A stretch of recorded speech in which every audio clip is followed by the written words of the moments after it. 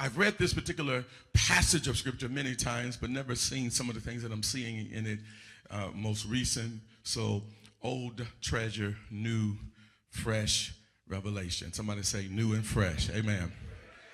After this, there was a feast. Somebody say a feast of the Jews.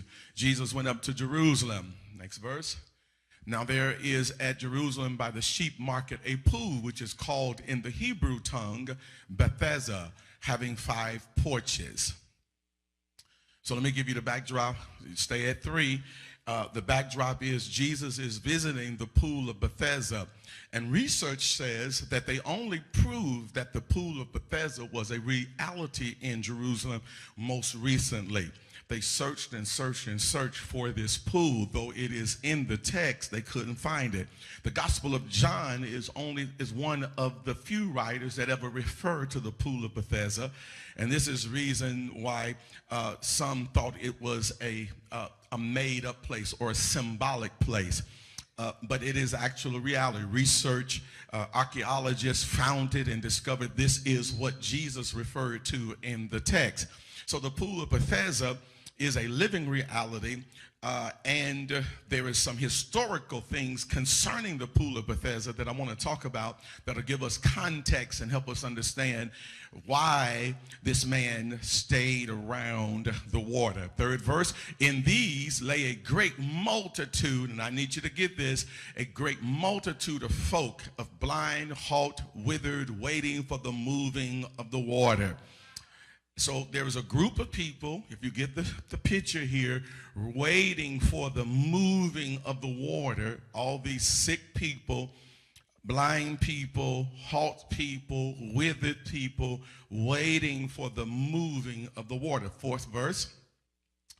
And then Jesus refers to it, for an angel went down at a certain season in the pool and troubled the water. Whosoever then first, after the troubling of the water, stepped in was made whole of whatever disease he had. So the picture is that the water, you have the water, you got a pool, water, and then these group of lame, blind, withered people who waited for an angel to show up to trouble the water. As soon as they saw the water stirring, they raced to get into the water because the water had healing power in it.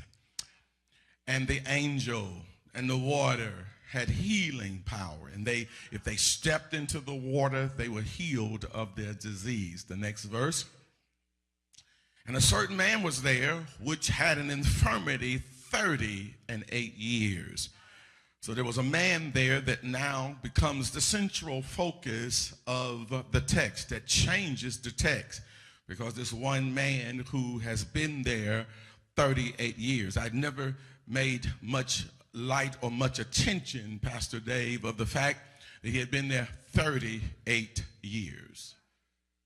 And realistically, when you think in terms of 38 years is a half of a lifetime.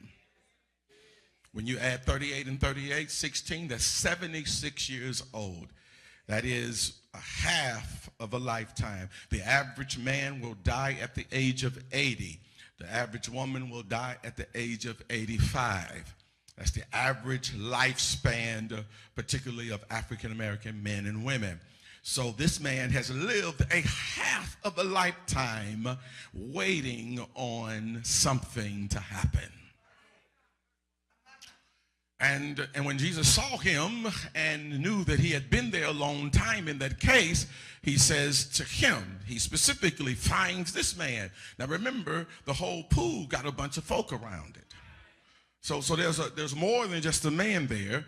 He said, but I know you've been here a long time in that case. So he says to him, will thou be made whole? We'll come back to that in a minute. 7th verse says, the impudent man answered him. He did not ask. He answers him. He answers another question. This is not the question that Jesus asked him, but the man proceeds to tell him that I have no man, no one, when the water is troubled to put me in the pool. But while I'm coming, another man steps down before me. The next verse, Jesus said unto him, rise up, take thy bed, and walk. So Jesus tells him his answer. Jesus' answer to his excuse is rise up and walk. High five your neighbor, said rise up and walk. Next verse, please. Next verse, please. Next verse, please. Jesus said to him, and immediately the man was made whole and took up his bed and walked. On the same day was the Sabbath. 10th verse, please. So this is the Sabbath. So Jesus, so that you'll know the historical text or the historical context of it, the Sabbath day was the day of rest. You don't work on the day. You don't carry nothing on the day. You don't carry a sheep. You don't labor. You don't do any of this. So Jesus is a rule breaker because the man is walking on the Sabbath day. And then the next verse says, and the Jews therefore said unto him that was cured, it is the Sabbath day. It is not lawful to thee to carry thy bed. So the Jews that addressed this man was more concerned about what day it was than him getting up to walk, even though he's been that way over half of a lifetime. Next verse, please. And Jews, and he was cured. The 11th verse said, and he answered them, he that made me whole the same day unto me, take up thy bed and walk. Something that I'd never seen before. The man did not know who made him whole. So let's read it. It'll blow your mind. I'd never seen it either. The 12th verse says, watch this, the 12th verse says, then they asked him, what man is this which said unto thee, take up thy bed and walk? Is that a question? Come on. Do y'all see it behind me? Next verse. So the answer to the question, he said that he that was healed wist not who it was. So he didn't know. For Jesus had conveyed himself away, and multitude being in that place. The man who was healed didn't know who healed him. And when Jesus got through healing him, he kind of hid himself in the multitude. Next verse, or the 14th verse and 15. And afterwards Jesus findeth him in the temple and said unto him, behold, thou art made whole. Sin no more, lest a worse thing come upon thee or unto thee. What blew my mind is what sin did the man have? Because he had been laid crippled for 38 years. So what sin is Jesus referring to? Don't know. The 15th verse, and then the man departed and told the Jews that it was Jesus which had made him whole. You may be seated in the presence of the Lord. So several things that I want to lift out of this to give us some understanding of what God is doing in many of our lives. Jesus in this particular text, Jesus in this text is visible but invisible. The man is not he's not aware. Jesus do not reveal himself to the man until after he's walking. Doesn't give him, because it was after the dialogue. The man was asked, who is it that healed you? He didn't know the man that healed him. All he know, he was walking. He was up now. He was delivered, if you will, based upon terminology. He was delivered of 38 years of being impotent with the inability to walk. He has hung around a pool waiting for something to happen in his life. I need you to write this down so we will talk just a few moments from this perspective. Brother Eric, excuses will get you excluded. This is we've got to understand that what God is going to do in your life is predicated upon whether you recognize that there are some things that you don't need to wait for. And so Jesus is in this text. Jesus is here. He's visible, the power of God. This is what blew my mind. We know where the power is. So let's exclude a few things from the text first so we can understand where the power is. Number one, the man has been there 38 years of his life. All he has known is 38 years overhead. So we don't know. The text don't tell us how old he is. It just tells us how long he's been in that condition. So that means in order for Jesus to say, do not sin anymore, and even though a worse thing may come on your life, he had to be before the 38 years, he had to have had a life before the 38 years. Because the only thing he's been doing for 38 years is sitting at a pool. Y'all ain't talking to me. Is it making sense here? In other words, he had to be at least 12 years or older in order for Jesus to hold him accountable for something that he may do to displease God. Oh God. So Jesus says, so in the text, he's been there 38 years. Several things. He's around a pool. Somebody say a pool. Somebody say a pool. And he's around the pool with folk who look like him. So he's around the pool with the sick, with the lame, with the broken, the blind, all those issues. So I need you to write this down. Surroundings matter. Oh God, atmospheres matter. I wish somebody would help me preach here. It don't matter. I'm talking to Albanians, Sylvestrians, and Tiffanyans, and Camillians, and Palliums, and all the other Putneys. I'm talking to all these people who use their environment as an excuse. No, you're just an excuse maker. But when you understand where the power is, you understand that, matter of fact, I was away, and the Lord helped me that unless you can build something in the dark, you ain't ready for light. Unless you can take a bad situation, a river, a desert, and put a river in it, you ain't ready for the next level. God will test you with nothing to see what you do with nothing before he gives you something. I wish I could preach here. Before he hands you gold, he gonna see what you do with a dollar bill. Before he can hand you the business, he want to see how you handle other folks' business. You want to be an entrepreneur, but you can't show up to work on time. You want to empower somebody, but you can't even resist the little temptation. How you want to mentor somebody, how you want to mentor somebody, train somebody, and you can't even hold your tongue when God said hold your tongue. Y'all ain't saying nothing. God will trust you with somebody else's stuff before he gives you your own stuff. I'm going to preach anyway. Look at somebody and say, excuses will get you excluded from the destiny of God. I'm so tired of all these excuse makers. Every time you look around, it's somebody else's fault. Every time you look around, it's that fault, their fault. Somebody did something to you. Listen, I don't preach on haters. Let me tell you why I don't preach on haters, because a hater can't stop me from my destiny. I've lived long enough to know that my enemies cannot stop what God has anointed. So I'm not going to even make my haters the excuse. Can't nobody bury me, and even if you bury me, I'm still anointed. Y'all ain't saying nothing.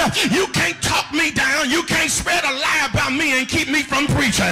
Look at your neighbor and say, I'm too anointed, too seasoned, and too experienced. Y'all can't say nothing. Tell somebody, I can't wait on excuses. I'm not going to allow excuses to set me back. Matter of fact, I need a good lie in order to walk in the truth.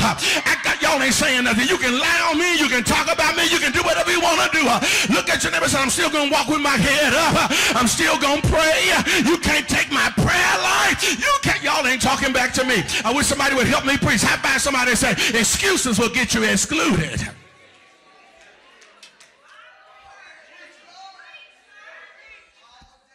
So man and woman of God, we've got to understand the man was in this condition for 38 years. Somebody say 38 years. Almost a half of a lifetime, this man is in a particular condition. But he's surrounded by people who are in the same condition he's in.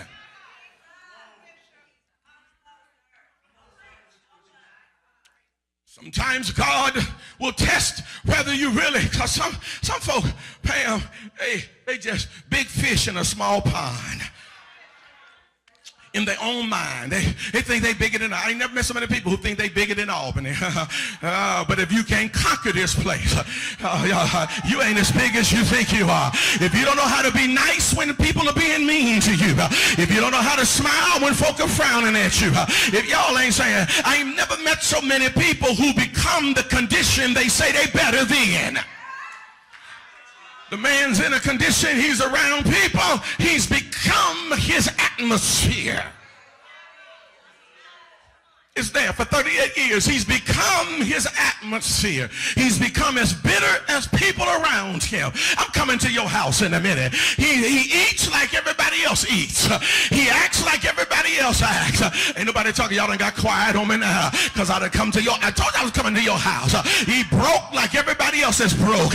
Everybody else spend their money, you spend your money. You ain't got no discipline, but you can't go to the next level until you make up your mind. I'm not like this. I am better than this. I am going to the next level. I wish I had about 20 people that said, I'm better than this. I'm better than where I am. I'm about to shift to the next level.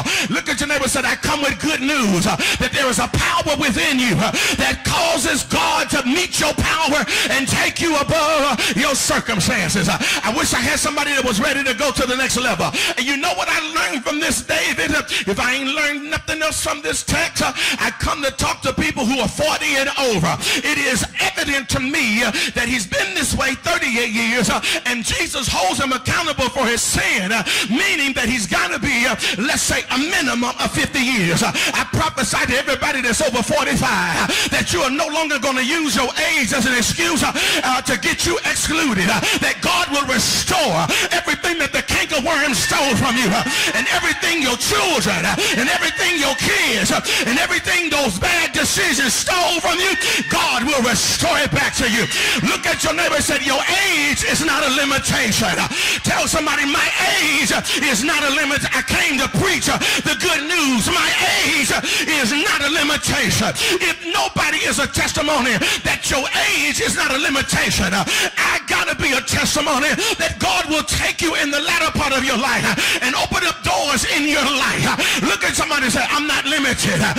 Can't nothing stop me. I wish I could preach here. Tell your neighbor, can't nothing stop me. Oh God, I wish I could preach here. I'm almost through. So, people, pool. Let me tell you why they hung around water. From a historical perspective, they hung around water because angels often visited water. And when they would visit water, something supernatural would happen. This is a Hebrew practice. They believe in the power of angels and they believe in the power of water. Angels and water, divine presence, divine entities.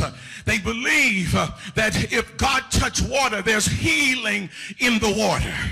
If God touches it, there is healing in the water. Over 75% of your body. Somebody look at somebody and say, I'm water. I wish I could preach here. Look at somebody and say, I'm full of water. You're water. If we drain you, you die. Y'all ain't saying that because you are 75% nothing but water. I know you thought you were 75% intellect. I know you thought you were 75% special. But tell your neighbor, you ain't nothing but fluid, baby. You're fluid. So it was a tradition, Brother Williams, for them to hang around the water. So they are not out of tradition. They are doing what other people do. They are hanging around, hoping, wishing that when the angel come and when the water is stirred, somebody hurries up to get in the water. This is so they're not odd. This is not different. This is a practice, a traditional practice. But let me tell you what I learned here. Water and angels. Somebody say water and angels. 23 is the year of manifestation. It is the year of abundance. It is the year where God is going to open up doors. But watch this. You better catch me. If you're looking for him to perform the same way tomorrow as he did on yesterday, you may miss what he's doing now. They waited on a tradition, and they waited for the visitation of the divine one the same way he's always showed up. I wish I could preach here. So what am I saying to you? I ain't never met so many people who were stuck in a system that the only thing they know that if he came in January 21, he's gonna come January 22. If he come, y'all ain't saying nothing, y'all missing me. In other words, they got so stuck in a system and so stuck in a tradition that they missed the move of God. I wish I can preach here. I come to tell you that what God's about to do in this next season is going to be an oxymoron. It is going to be so unique and so different and so divine and so powerful that you can't look for him to show up the way he showed up in the past.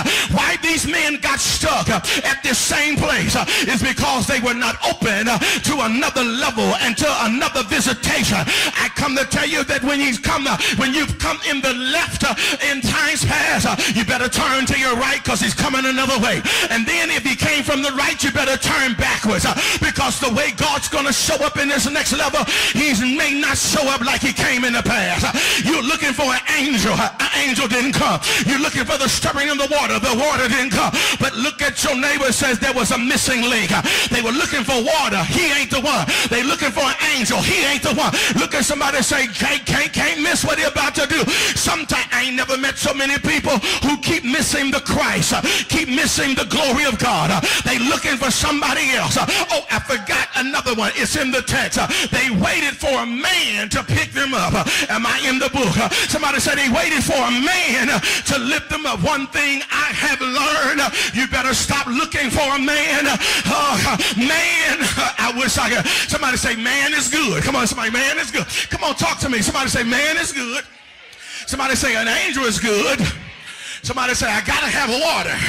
These are all good things. Somebody say, good things. I wish I had somebody that would just shout with me. Somebody say, they all good. Somebody say, they all good. Tell somebody they all good, but it ain't the way God's gonna do it next time. I come to prophesy to somebody that God's about to do something so big in your life that can't no man take no credit, can't no angel take no credit. Y'all ain't saying that. It is going to be a sovereign move of the Holy Ghost. Somebody say it's gonna be big. Somebody say big, big, big. Somebody say big.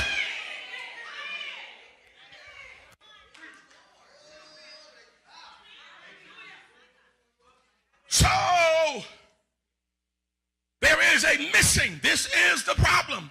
Y'all sit them down. Because you're trying to stop me from doing surgery.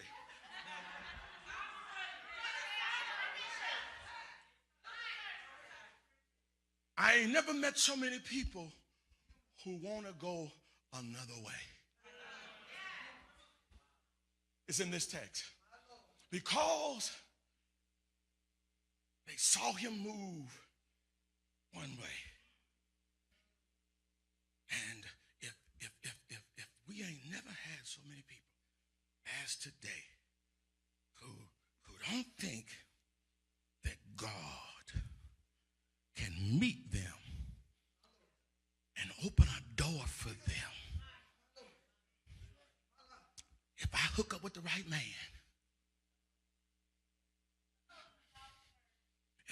if I can get in the right place, if I can get that many likes on social media, ain't nobody talking to me.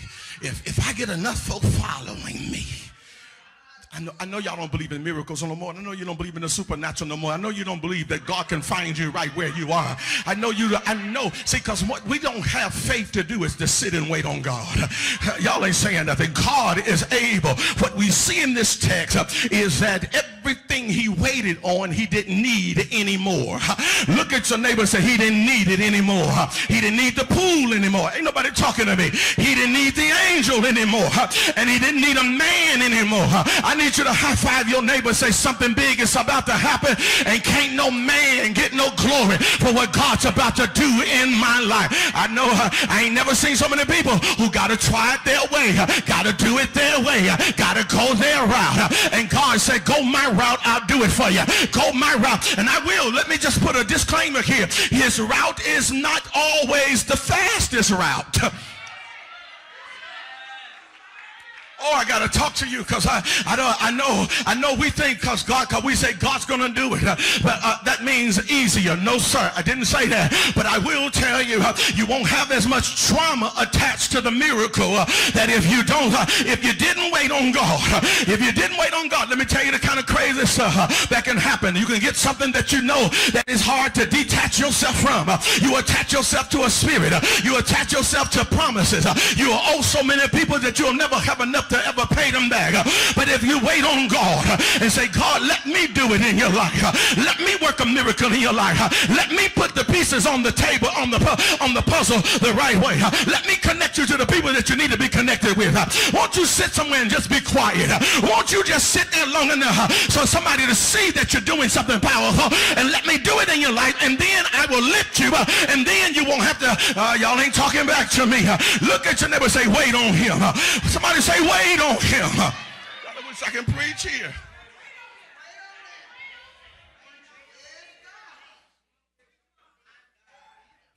Watch this. Bethesda means the pool or the place of mercy. It is the place of mercy. It is the place of kindness.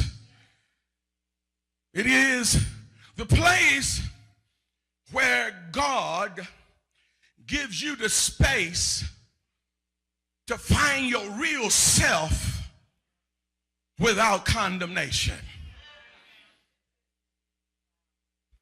When you hang out at the house of mercy, he reconciles things. When you hang out at the house of redemption, he redeems you from guilt and shame. But when you hang out at the house of mercy, he restores you back to his mind. It was back to his mind. This man is 38 years broken. But God says, hang out here long enough, and I want to put you back in the place that I met you in my mind. I created a man that walked in my mind. I created a man that was powerful in my mind. Ain't nobody talking to me. I created somebody that had willpower. I wish I could preach here. I created a man. This is going to kill you. Number one, I'm almost through. He didn't know he was talking to Jesus. Let me help you here. You know what I discovered about this, Brother King? This is crazy. And I know some of y'all ain't going to like this. Oh, but Jesus says, I didn't reveal myself to him until he had the power to walk on himself. I wish I could preach here. Sometimes all you need is to be in the right environment, and you'll walk even though you don't even know it's Jesus that's walking, which tells me that God don't come along. I don't know what kind of God we done met, but we done met a God that keeps us weak even though we say we met God. Oh no, what this tells us is that when you've been created in the image and the likeness of God, you're strong even though if you don't know God. Y'all ain't saying nothing. The man didn't know who was talking to him. He didn't know he was as powerful as he was. He didn't know that he had his own will to get up on his own and do some stuff all by himself. I know ain't nobody catching me. I don't know what you're waiting on, but what the man did after 38 years is decided that guess what? I'm tired of waiting in line. I'm tired of waiting on a man. I'm tired of waiting on water. I'm tired of waiting on angels. I want to get up and do some stuff on my own. Y'all ain't saying, I don't know who it was. The Bible says, listen, the man ain't the only one, David, that didn't know he was in the presence of the Lord. The Bible says Jacob is wrestling, goes to sleep, and has a visitation from God, and wakes up and said, I've been in the presence of the Lord and did not know it. Y'all ain't saying, I was in the presence of the Lord and did not know it. Tell your neighbor, I don't know that I'm in the presence of the Lord. This tells me atmospheres mean everything. You can hang around the religion all you want. You can hang around the man all you want. Some of us are attached to stuff because it's a family tradition. But I got to go go to a place that makes me walk. I wish I can preach here. I got to find an environment that gets me up doing something that I ain't done in 38 years. I come to tell you that there's possibility in you. High five your neighbor, say you're bigger and stronger than your condition has told you. I wish I could preach here. How many of us, your environment has demoted you?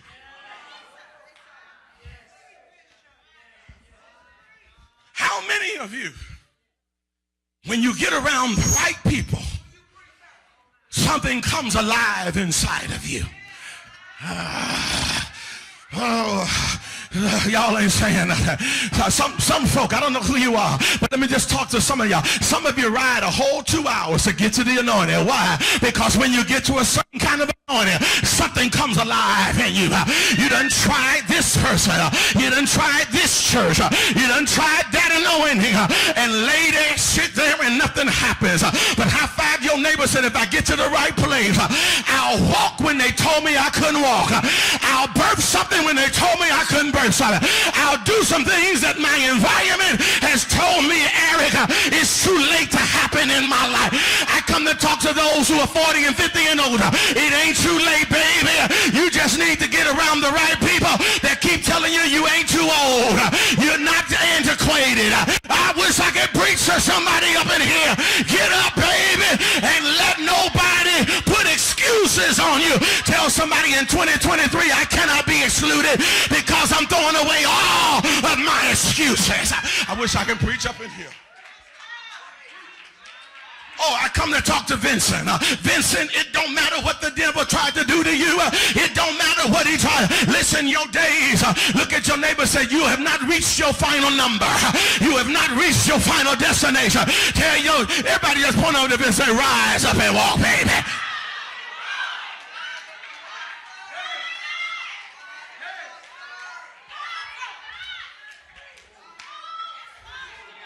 Oh, I wish I could preach this. I wish I could preach this. Who's telling themselves that your days are numbered? Who's telling your days? Who's telling you that it's over for you? Just because you got 2 marriages and divorce, and ain't none of them work, you don't know what the third one's going to be. I just heard the third one's going to be a charm. Somebody say, oh, y'all ain't saying that. High five your neighbor, say, try it again.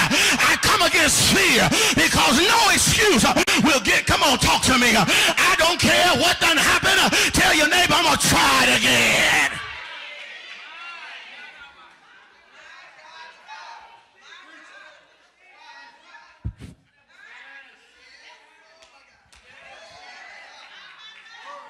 High five your neighbor, say the third one's a charm. The third one's a charm.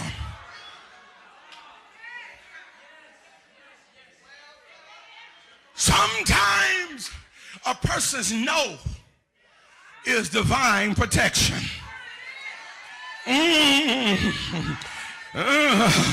I'm coming here. Over in Africa, I'm reversing and changing this whole rejection thing. Look at your neighbor and say, some rejection you need. Y'all ain't saying that. Look at somebody and say, some people who reject you is God telling them to reject you because it's God protecting you from their toxicity. High five your neighbor and say, I'm so glad you said no. I wish I can preach here. You just preserved me for my yes. You just helped me for the, y'all ain't saying that. Look at your neighbor and say, thank you for pushing me away because now, look at your neighbor and say, now I rise. I gotta be through, gotta be through, gotta be through. Gotta be through.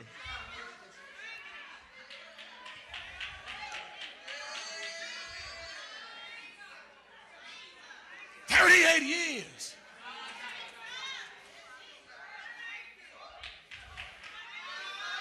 Hanging around something that didn't produce anything."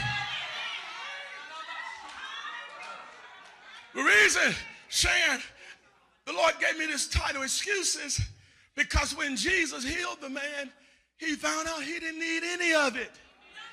Oh, God, y'all ain't catch it. Y'all didn't catch it. The very thing he was waiting on, he didn't need it. What's holding you up is false props, things you think you need, people you think you need, stuff you think you need. You have used that as an excuse to be handicapped. And I come to take all canes away. I come to take all, y'all ain't say walkers away. I need you to walk out of this church on both feet saying, I ain't got no more excuses. I am going to take 23 by storm. I wish somebody would help me.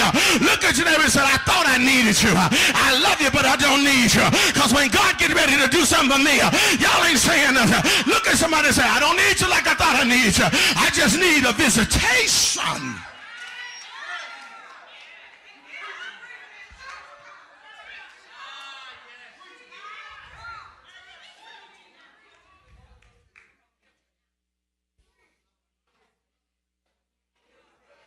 The pool is not your problem. The pool is your excuse.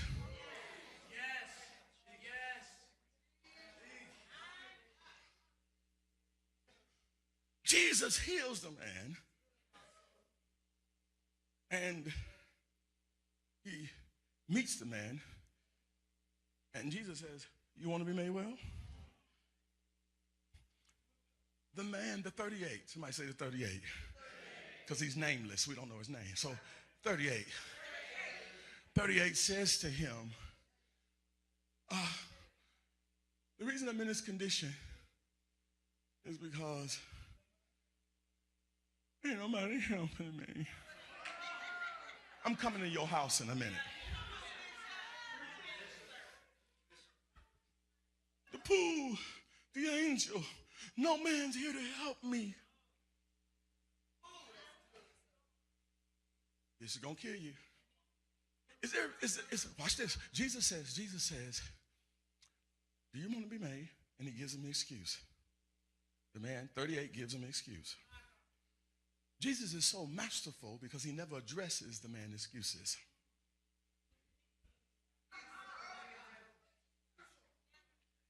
Watch this, because some of y'all live here. A lot of y'all live here. Mm-hmm. The reason he doesn't address it is because God never addresses self-pity.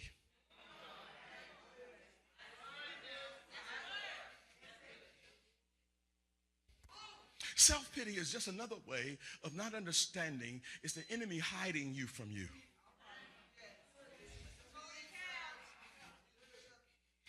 And see, so you got to understand, God don't reduce himself down to talk to your self-pity. See, and we think self-pity gets God's attention. It doesn't. Say, do you want to be made whole? That's what I need to know. Do you want to be made whole? I could leave you here like everybody else. Have your excuses become your own stronghold?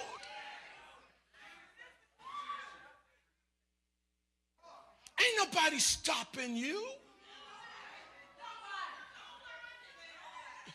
He was waiting on a man. Let's talk about a man. You keep talking about what ain't in place. That becomes your own self-sabotaging. Maybe you fear failure and won't admit it. Maybe God is saying, birth something powerful and do something big with your life. And you keep talking about, ain't no man open no door for you. Sometimes you have to create. Y'all ain't saying nothing. High five your neighbor, say you got to create this thing on yourself. All you need is a visitation from God. And watch this. When you get this revelation, he'll send the right men that will help you do what you're trying to do. But you got to get up first. Somebody say, get up. I'm almost through.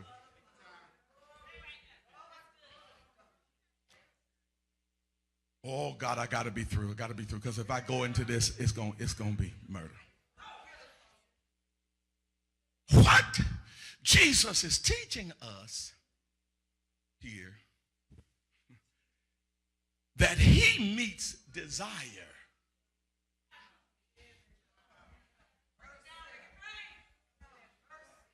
Desire is a form of faith. He meets desire.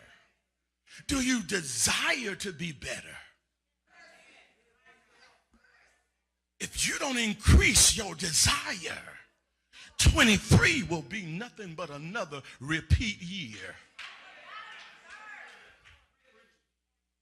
Does your desire bring power to you? I know what you desire by what you read. I know what you desire by how you pray. I know what you desire by the people you're with. Your mouth may be telling me one thing, but I'll look at your surroundings and I'll know what you're going to become. Ain't nobody talking to me.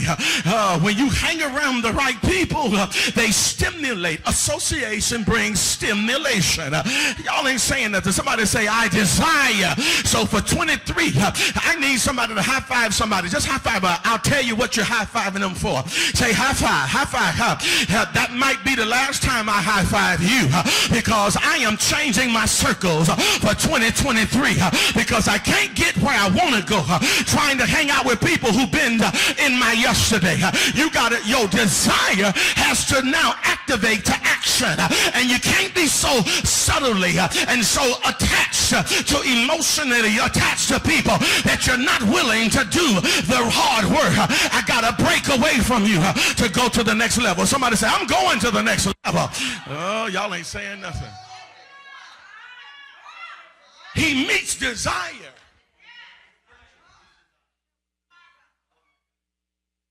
I gotta be through here. Waiting on people until you act on your dreams.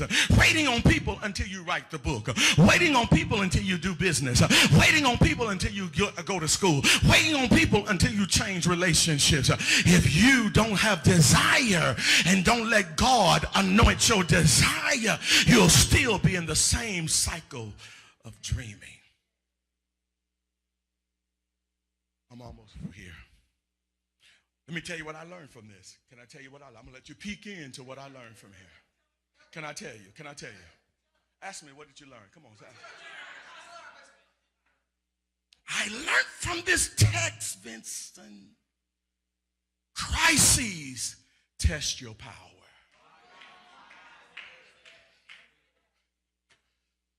You say, what you talking about, man? What you talking about, man? I'm so glad you asked. I wondered why he picked a man who'd been there half a lifetime. I wish I could preach here. Why did he pick this man who's possibly over 50 years old? He didn't pick a young boy. But he picked somebody who has been in a condition for 38 years. Because one of the reasons why this is murder to me, because if you still got will to live and you've been in a condition 38 years, you somebody special. Wish I could preach here.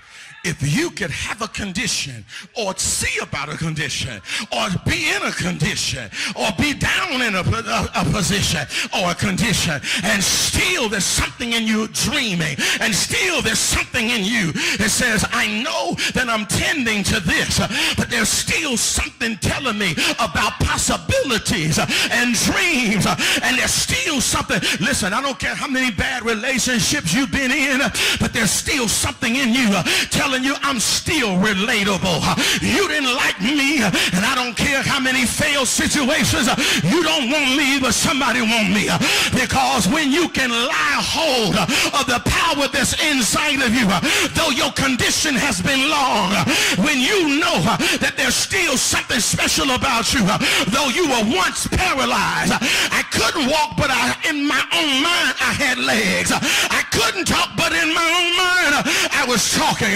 There is something special and unique about you, and I just come to talk to all the special people. I just want to talk to people that no matter what situation you've been in, you know you're still special. You know you're still chosen. You know you're still called. Y'all ain't saying nothing. 38 conditions, 38 years, Louise. Yeah, I don't care if you're 70 years old. old, God will take your 70-year-old fine self and turn your life around. As long as you say to yourself, there's still something special about me. Tell somebody there's a power within me. I see something alive in me. I see my own mind. I see how spread. I wish I could preach this like I felt it. High five your neighbor and say, I'm powerful. I'm anointed. No matter what my condition has been.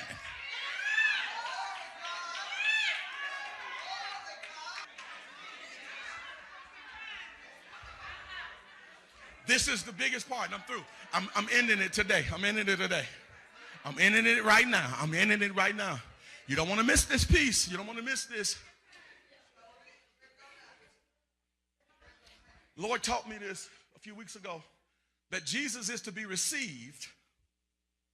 Jesus is to be believed. Watch this. But Jesus is to be repeated. That what happens, it's interesting to me that Jesus never told the man who he was. It's in the text. Just watch this.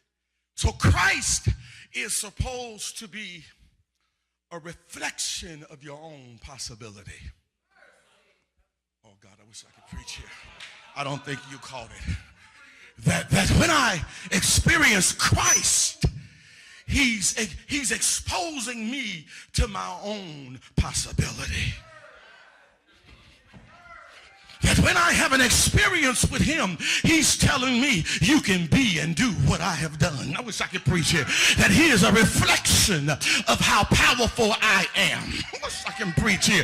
That he's such a power that I don't even have to tell you I'm the Christ.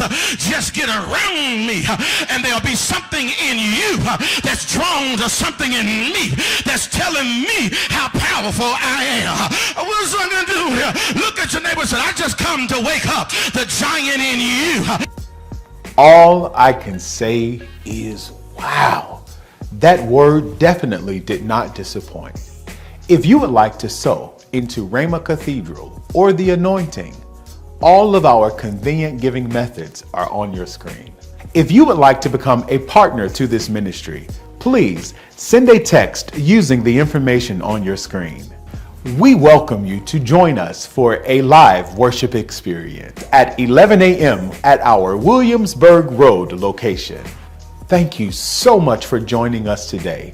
We look forward to seeing you next time for the Rhema Word virtual experience.